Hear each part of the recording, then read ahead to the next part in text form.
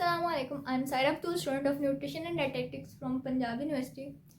And in this video, I will tell how you can score 60% marks in your board exam in just one day of preparation. तो सबसे पहले it sounds strange कि 60% marks in just one day. तो सबसे पहले तो ये clear कर दें कि it is difficult but not impossible. कोई भी चीज़ डिफ़िकल्ट होती है लेकिन कुछ भी इम्पॉसिबल नहीं होता इफ़ यू आर डिटर्मिन्ड. तो सबसे पहले तो in just one day means कि ऐसा तो हो नहीं सकता कि बिल्कुल ही 60% हमने एक ही दिन में अचीव करने की, हमने बुक्स ही उस दिन जाके बाय करनी है कि हमने भाई जी कल हमारा पेपर है तो हमें कुछ नहीं आता तो एक दिन नहीं. एक दिन का मतलब ये नहीं, ऑब्वियसली हमने पहले पढ़ा होगा लेकिन इतना अच्छा ना पढ़ा हो कि आपको है कि इतना हम पढ़ लें कि 60% मार्क्स हम एक दिन में अचीव कर लें. तो उसके लिए यही कि सबसे पहले तो इम्पॉसिबल नहीं है ये. तो आपने काम रहना है, कॉन्फिडेंट रहना है. आपने कहना है कि ओके अब ये मैंने करना है, अब और कोई ऑप्शन नहीं है, मेरे पास एक दिन ही है तो अब ये करना ही होगा. तो बजाय इसके कि आप पैनिक करो, आपने काम रहना है और अपने आप पे कॉन्फिडेंस रखना है. Self believe is the key. उसके बाद ऑब्वियसली कि जब आपने एक दिन में 60% मार्क्स अचीव करना है तो ऑब्वियसली आप सारा सिलेबस अच्छे तरीके से गो थ्रू नहीं कर सकते. तो आपने फॉर एग्जांपल अगर आपके 10 चैप्टर्स हैं तो उसमें से आपने 5 चैप्टर्स निकाल लेने. 5 चैप्टर्स जो कि मोस्ट इंपॉर्टेंट है. अब मोस्ट इंपॉर्टेंट चैप्टर्स का आपको किस तरह पता चल सकता है, वो आपको इसी तरह पता चलेगा कि पेपर से पहले स्कीम्स आ जाती हैं कि इस चैप्टर से इतने लॉन्ग क्वेश्चन आने, इतने शॉर्ट आने. और इवन MCQ का भी होता है कि इस चैप्टर से एक MCQ आना, 2 आने, 3 आने, 4 आने. इवन ये भी होता है कि किसी चैप्टर से कोई MCQ भी नहीं आता. तो आपने उस स्कीम को फॉलो करना है. उस टाइम आपको स्मार्ट स्टडी करने की ज़रूरत होगी. वहाँ पे आप हार्ड वर्क आपका काम नहीं आ सकता, स्मार्ट वर्क ही काम आएगा. क्योंकि एक दिन में आप कितना ही कर लोगे. तो आपने 5 चैप्टर्स निकाले हैं, यानी कि 10 में से 10 अगर है तो आपने 5 निकाले हैं स्कीम के थ्रू. और फिर आपने उसकी रिविजन्स करनी है. आपने उसको उसी दिन में मतलब इंपॉर्टेंट चीज़ें निकाल लेनी, जिस तरह उसके इंपॉर्टेंट शॉर्ट क्वेश्चन और 5 चैप्टर के भी इंपॉर्टेंट शॉर्ट और सिर्फ लॉन्ग निकाल लेने. और आपने उसको फिर रिवाइज करना है कि आपको एटलीस्ट वो ना भूलें. और फिर इसी के दौरान आपको अपना टाइम मैनेज करना है. कैसे ना हो कि किसी चैप्टर के आपको बहुत ज़्यादा टाइम लग जाए और बाकी चैप्टर्स रह ही जाएँ.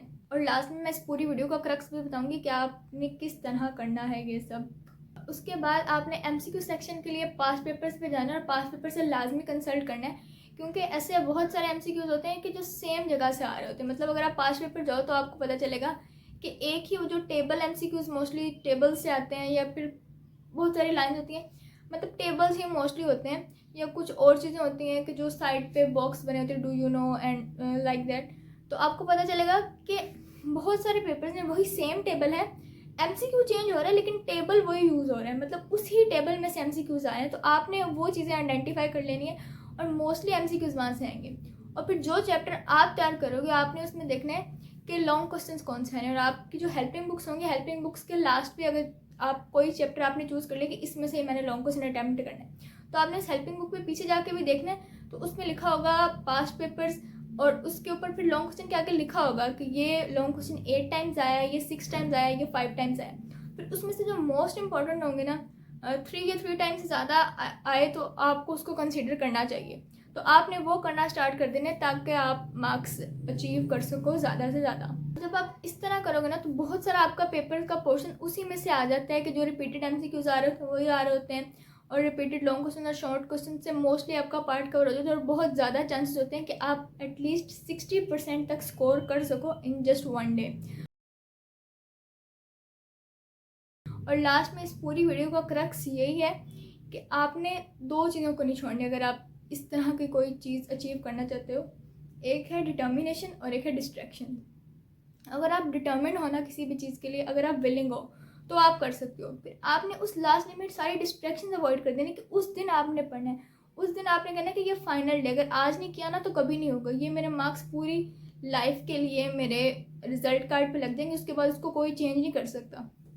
तो आपने उस दिन हर किस्म की डिस्ट्रैक्शन से अवॉइड करना है और आपने फुल डिटर्मिनेशन के साथ करना है एंड इंशाल्लाह you will ace it. So students, mostly 60% of the viewers are watching without subscribing. 60 पर नहीं, 60 से ज़्यादा है रेशो.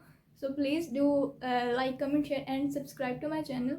एंड आप मज़ीद बता सकते हो कि मुझे किन टॉपिक्स पे वीडियो बनानी चाहिए. Thank you so much.